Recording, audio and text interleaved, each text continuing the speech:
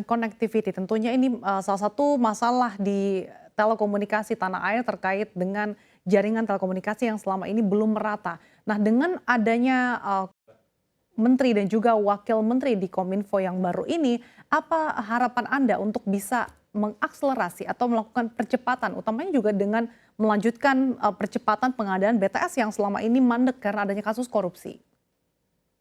Ya, kita Mbak, harus optimis, kita harus kolaborasi semua stakeholder. Kami melihat belum terintegrasinya hal-hal terhadap hasil kerja palaparing atau submarine atau kabel lautnya kita kepada landing right atau landing point-nya kita di darat. Kebetulan itu bagian dari kinerja dan kerja bersama di Abcatel kepada teman-teman di industri agar bisa menjadi satu kesatuan terhadap mungkin bisa dibilang harusnya kita masuk ke dalam integritas. Artinya ini perlu didukung bersama di rencana pembangunan jangka menengah dan panjang. Karena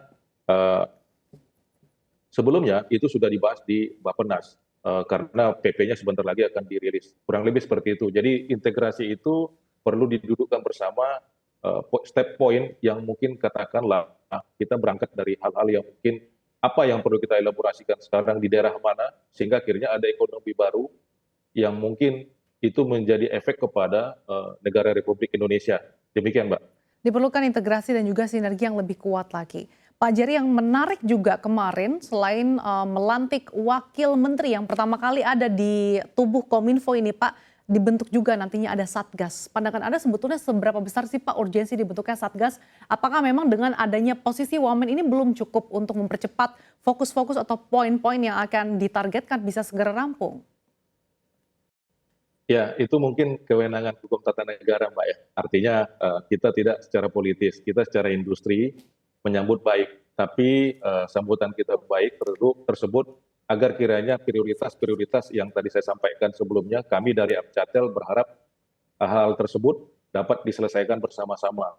Artinya antara kementerian atau menteri, Wamen sama Satgas harus mampu berkoordinasi bersama industri supaya didudukkan. Mungkin sekarang trennya kita bukan hanya hal-hal yang mungkin katakan birokratif ya Mbak. Artinya ada substansi yang harus kita percepat seperti contoh FMC, Fixed Mobile Broadband, Convergence. Karena kita harus mengoptimalisasi semua resource yang ada, baik tadi 5 komponen yang CNBC sampaikan, dan itu menjadi satu keniscayaan Mbak. Nah, yang kedua, ketika ada fungsi-fungsi Satgas dan seterusnya, ini diharapkan murni kalau bisa dipenuhi oleh teman-teman industri agar ada substansi yang objektif sifatnya yang memenuhi PR-PR bersamanya kita menjadi satu hal yang mungkin dapat Oke. diselesaikan secara bertahap. Melibatkan pihak-pihak di industri ya Pak, supaya lebih mengerti lagi terkait apa yang terjadi di lapangan. Nah, yang cukup menjadi concern juga akhir-akhir ini terkait dengan cyber security. Dalam beberapa pekan terakhir dihebohkan juga terkait dengan kebocoran data mulai dari Dukcapil sampai dengan data paspor. Nah, dengan adanya pimpinan di tubuh Kominfo yang baru ini, harapan Anda dari pengusaha seperti apa Pak? Dan sebetulnya PR besar yang wajib untuk segera diatasi dalam waktu dekat ini apa saja Pak?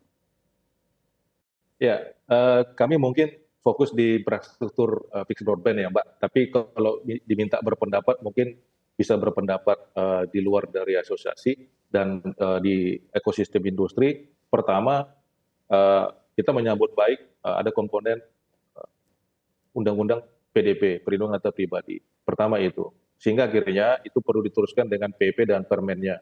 Karena PP-nya belum jadi, permennya belum jadi, kami berharap semua elaborasi terhadap pelaksanaan undang-undang perlindungan data pribadi, termasuk ekosistemnya, big data, yang mungkin akan terkontrol secara teknis belum ditentukan apakah nanti di wilayah Kominfo atau BSSN.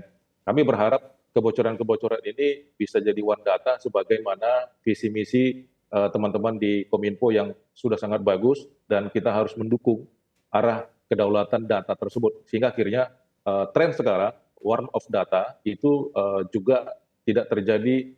Mungkin di beberapa fase ada beberapa mulai dari belanja online dan seterusnya sampai sekarang Dukcapil, paspor dan lain-lain, itu menjadi satu dilema. Artinya kita tidak dalam membentuk kesalahan-kesalahan yang sepertinya berulang, tapi kita harus reaktif terhadap apa yang harus kita lakukan sebagai negara, state.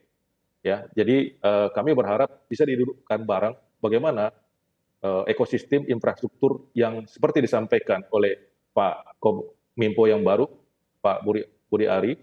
Nah, sehingga akhirnya itu menjadi suatu PR yang besar, termasuk penyelesaian bagaimana ekosistemnya tersebut, sehingga akhirnya ada penerapan termasuk perubahan Undang-Undang ITE yang menjadi satu komponen yang tidak terpisahkan, karena sebenarnya ekosistem itu diikat oleh Undang-Undang ITE termasuk perlindungan data pribadi. Demikian, Mbak.